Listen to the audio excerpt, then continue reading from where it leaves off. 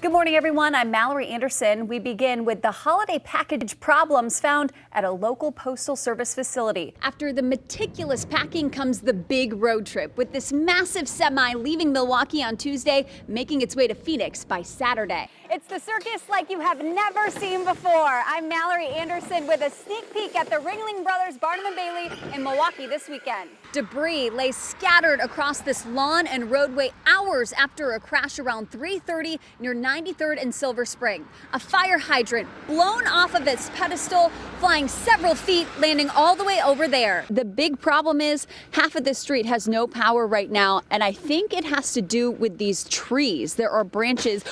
Oh, there goes one. The branch just fell from that tree. I think it's clear to see that it's covered with ice. So the ice is weighing down these branches right now. The driver of the black truck that sent us this video says that he started filming because he saw that white Kia going up and down the street multiple times recklessly. That's when he got out his phone and started recording, getting that footage that you just saw there. Now that the sun is up, we can get a really good look at just how badly these homes have been destroyed. Just house after house, 1, 2, 3, 4, completely damaged. And this house right here, you can see it's really just the front of the home that's left. This early elimination doesn't just hurt fans' feelings, it also hurts businesses' pocketbooks. With no more playoff games, there's no more big crowds coming down to the Deer District. A witness for the city of Milwaukee took the stand and said daily inspections of the Northridge Mall have shown the fence has never been fully intact, and there is no on-site security despite a court order. This stretch of Congress is supposed to be 25 miles an hour, but neighbors I spoke with say they routinely see people going 50, 60, even 80 down this roadway. With over 30,000 crystals and 125 light bulbs, cleaning this chandelier takes a lot of time and care. This ring right here is a real production ring, meaning that one day it will go up into space on a future Artemis mission. These bottles aren't the only thing traveling. The traveling beer garden returns to Milwaukee County Parks. I'm Mallory Anderson with the details on when you can get some free beer. China Lights officials say that this year, for the 6th year, they will have all new lanterns, including this huge volcano, which will even erupt. 9 visual galleries use video projection, walking you through King Tut's life all the way to the discovery of his tomb. It all ends right here with this immersive room grand finale. This annual winter tradition is something we've all come to know, but have you ever wondered just how exactly we started taking weather advice from a groundhog? A fan favorite for kids at Brickfest is this huge Lego pit filled with 200,000 bricks. From as close as Fond du Lac to as far away as Seattle, 325 athletes filled Panther Arena for the American Jump Rope National Championship. All that remains from the scene is this pile of debris and broken glass, but I'm Unique says she feels if she had acted just 1 minute slower, this whole scene could have been much worse. While shoppers are able to snag items at a discount, these are not cheap products. High-end designer names can be found throughout the ballroom. The slowest you'll see these planes going this weekend is 150 miles an hour. The highest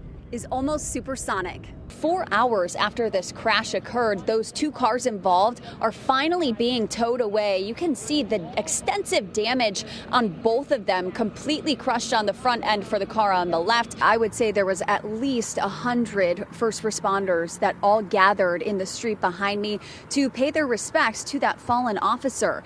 And they were also there as a procession led throughout Milwaukee from Froedtert Hospital to the medical examiner's office. We were inside of District 4 for that press conference, which ended about 10 o'clock in the morning. Right after that, we were interviewing some of the people involved when all of a sudden, a lot of people started rushing out of the room. This was about 10:20 this morning when people started mentioning that the police chief was involved in a crash. We've been in Racine since about 4 this morning, and the amount of ice that people woke up to was just astounding. That ice then weighing down tree branches, making them snap onto power lines, causing those outages. I'll tell you where we are right now. We saw the We Energy crews out here disconnecting the power and shutting this off. So these are not live wires, but you can see how much damage there still is. The local buy-in is a big one. Milwaukee Mayor Cavalier Johnson seemed particularly concerned about that when I asked him about the plan yesterday. The county executive voicing very similar worries. This plan also would have to be approved by the legislature and the governor before anything could happen. Governor Tony Evers says he's open to further discussion. The same problems that put the Bucs in a 3-1 hole this series ultimately sent them packing last night. The Bucs, the odds-on favorite to win it all, are now out in the first round of the NBA playoffs for the first time since 2018. This is WISN 12 News with breaking news. Hello, everyone. We are breaking into programming to bring you breaking news. President Joe Biden is landing in Milwaukee. According to the president's schedule, he was supposed to land at the 128th Air Refueling Wing at Mitchell International around 10:45, and that is his plane right there, Air Force One, coming into Milwaukee right now. We have a breaking news update on a story we have followed all morning long. We now know 2 kids were killed in a police chase and crash in Waukesha County. 4 others are currently hospitalized. We continue to track breaking news at 11, an armored truck bank shootout in Milwaukee. News Chopper 12 giving us an exclusive look at the scene. You can see police are focused on that silver truck. This all happened near 80th and Capitol outside of North Shore Bank. Let's get to 12 News' Kendall Keys live there now. And Kendall, what can you tell us? Matt, can you kind of talk about why the president is in Wisconsin? Obviously, it's well known as a swing state. It's often called a purple state. How important would it be for him to drum up support here as we are about a year out from that election? Breaking news this morning, a 5-year-old boy shot to death in Milwaukee last night. Milwaukee Police Department saying the shooting took place near 29th and National around 8:30. This morning, firefighters battling a large house fire in New Berlin. Matt Salemi is live over the scene in News Chopper 12. And Matt, we've heard one firefighter has needed to be treated. This next story has a lot of people talking this morning. Spirit Airlines is apologizing for a real-life Home Alone situation. 6-year-old Casper Ramos got on a plane for the first time traveling alone. The only problem, he was on the wrong flight. Some Florida homeowners say a bear used his claws to swipe some White Claws right out of their fridge. A 13-year-old caught the bizarre encounter on his cell phone. The animal ripped open a hole in their screen and went right for the mini fridge. Efron's newest movie, The Iron Claw, is set to be released next Friday. So we've already heard that this is your high school. This is your high school love crush. him. What was do you have a favorite Zac Efron movie? Well, I mean, High School Musical came out when I was in like 8th grade. So that was like the peak of my life at that time. But 17 Again is hilarious. It still holds up. It's still so funny. Around 12:40 Monday morning, a horrific crash scene. 2 cars mangled beyond recognition outside a convenience store at 91st and Silver Spring in Milwaukee. The store shared the scene unfolding in real time. 2 cars striking each other in the intersection, both ending up airborne, with one hitting a tree and the other hitting a cement block, then exploding upon impact into flames. Police say a 22-year-old Milwaukee woman and her 21-year-old male passenger collided with a 33-year-old Milwaukee man's car.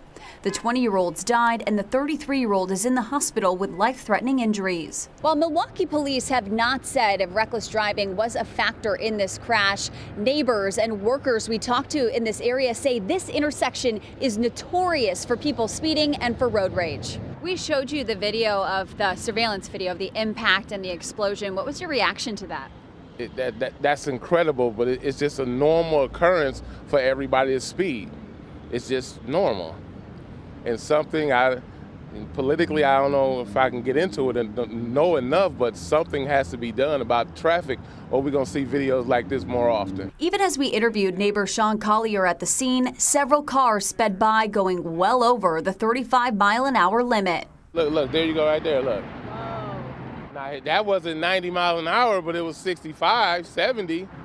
And that's just normal right there. It's a problem he says makes him second guess living in Milwaukee. Does it ever make you want to leave the area or relocate? It definitely does. I just got back because of my mom. She's 84 and can't live by herself because it's unfortunate. We shouldn't have to live like this.